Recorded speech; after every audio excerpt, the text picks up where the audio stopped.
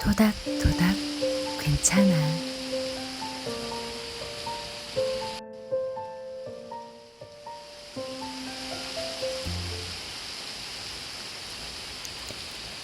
무더운 날씨가 계속되더니 오늘 비가 내렸어요. 뜨거운 열기가 비에 씻겨 내려가듯이 여러분의 힘들었던 마음도 이 비에 씻겨 내려갔으면 좋겠네요. 직장 생활 하시느라 너무 힘드시죠?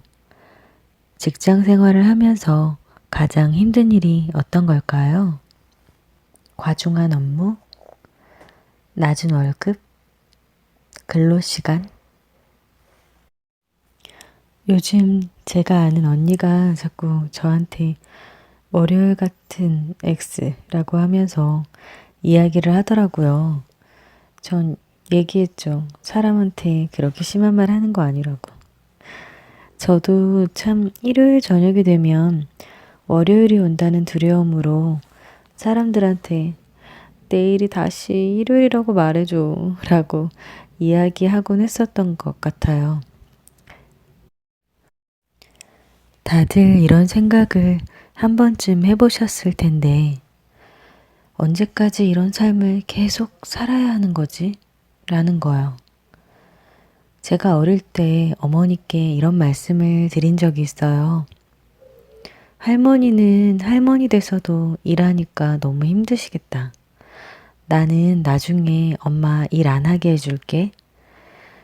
그때 저희 어머니가 엄마도 할머니 일하시게 하고 싶어서 한 거 아니야 라고 말씀하셨었는데 지금에야 그 말이 무슨 뜻인지 알 것 같더라고요.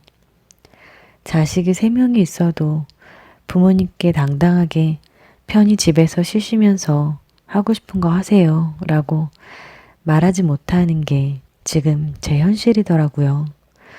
그 말은커녕 지금 저 하나 먹고 살기도 힘드니까요. 저는 학교를 졸업하고 정말 끊임없이 알바와 직장을 하며 달려온 것 같아요. 보름 정도 아무 생각 없이 쉬고 싶었던 순간에도 이직 계획도 안 세우고 대책 없이 그만두면 어떡하냐고 오빠한테 혼날 것이 두려워서 출근 시간에 나와 PC방에서 잔 적도 있었어요. 그렇게 열심히 일을 하면서 살아왔는데 근데 왜 계속 돈은 없을까 하는 생각이 드는 거죠. 퇴사한 직장인 99%가 공감하는 가장 짜릿한 순간이라는 글이 있더라고요. 제가 퇴사를 하고 나서 직장 동료에게 오늘 좀 한가한 거보다 답장이 빠르네 라고 보냈더니 저기 오늘 토요일이야 라고 하면서 이제 휴일과 평일의 구분이 없어졌냐면서 부러워하더라고요. 아침에 알람이 울리면 5분만 했던 제가 일어나야 한다는 강박관념으로부터 벗어날 수 있었죠. 그리고 평일 낮에 잘할 수 없었던 일들을 하기 시작했어요. 그리고 그때 알았어요. 평일 낮에 백화점에 사람이 그렇게 많은지. 나만 이렇게 빡빡하게 살았나? 하는 생각도 문득 들더라고요. 그리고 가장 좋았던 건 근 8년간 봐왔던 악마 같은 직장 상사를 이제 보지 않아도 된다는 거였죠. 그치만 그 행복은 퇴직금이 바닥날 때쯤 같이 바닥난 것 같았지만요. 오늘 소개해드릴 책은 하마터면 열심히 살 뻔했다 라는 책이에요. 이 책 제목을 보고 예전에 네컷 만화에서 여자 주인공이 공원의 비둘기들을 날리면서 뛰어가는데 비둘기들이 날아가지 않고 뛰어가면서 말풍선에 이렇게 적혀 있었어요. 아, 하마터면 날 뻔했네. 여러분들도 이곳 저곳에서 정말 열심히들 살아가고 계시죠? 오늘은 이 책에 이런 글을 소개해 드릴까 해요.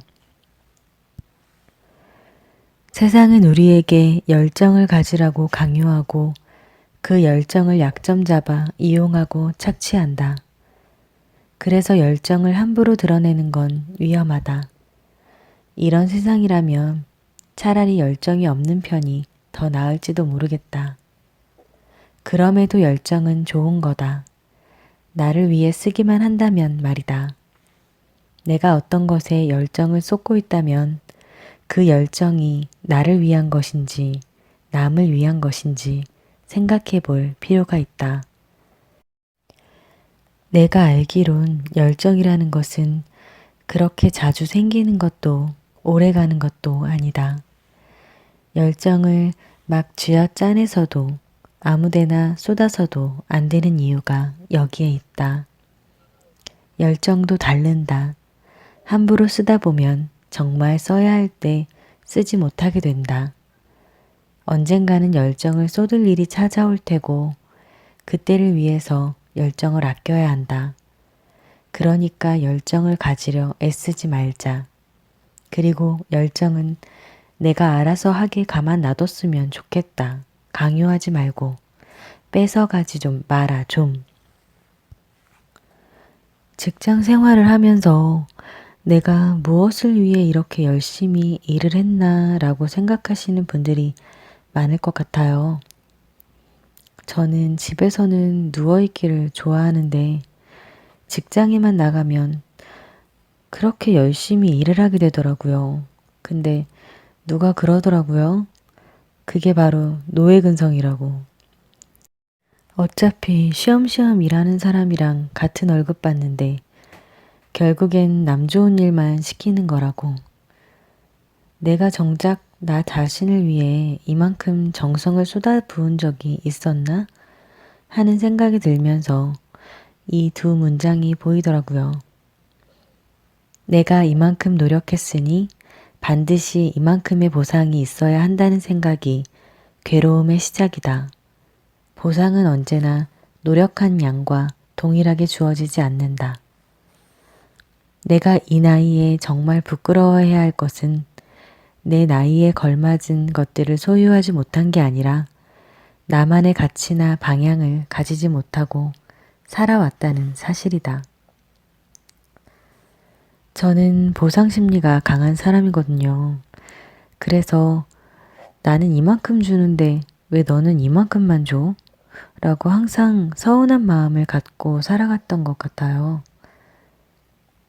인간은 자신이 행복한 이유를 찾기보단 불행한 이유를 찾는데 평생을 허비하고 있는 것 같다. 이것도 일종의 마조이즘일까? 라는 문장이 나오는데 내 행복의 가치가 어디에 있는지, 그러려면 어떤 노력들을 해야 하는지 생각해 보는 게 우선일 것 같아요. 그러기 위해서는 다람쥐 통해서 발 구르는 것을 일단 멈춰야겠죠.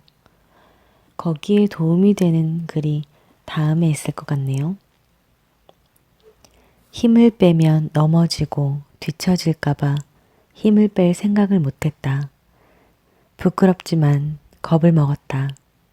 힘을 뺀다는 건 딱딱하지 않다는 것, 유연하다는 것, 자연스럽다는 것, 욕심을 내지 않는다는 것, 겁을 먹지 않는다는 것이다. 오랫동안 겁을 내며 살았는데 이젠 겁낼 것이 없다. 어차피 망친 그림이니까. 그런 이유로 젊을 때 잘 안 되던 힘 빼기가 이제 조금은 될 것 같다. 호박에 줄 긋는다고 수박이 되는 것은 아니니 막 그려볼 생각이다. 가벼운 마음이면 된다. 내 인생을 대단하게 만들어 보겠다는 욕심을 이제 조금 내려놓았다. 자, 우리 힘내지 말고 힘을 빼자. 뭉친 근육을 풀어 유연하게 만들자. 쉴 새 없이 날아드는 펀치를 가만히 서서 맞고만 있지 말고 가볍게 피해보자. 하고 싶은 게 있다면 겁내지 말고 한 걸음 내디뎌 보자. 넘어져도 아무 일 없었다는 듯이 일어나 보자. 괜찮아. 자연스러웠어. 그렇게.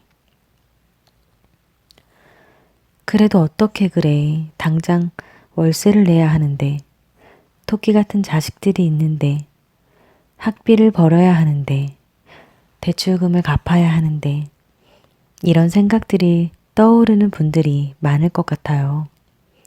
당장 모든 짐을 내려놓고 자유롭게 훨훨 날지 못해도 우리 어깨의 짐을 조금만 내려놓고 하늘 한번 쳐다보는 시간을 가져보는 것도 좋을 것 같아요.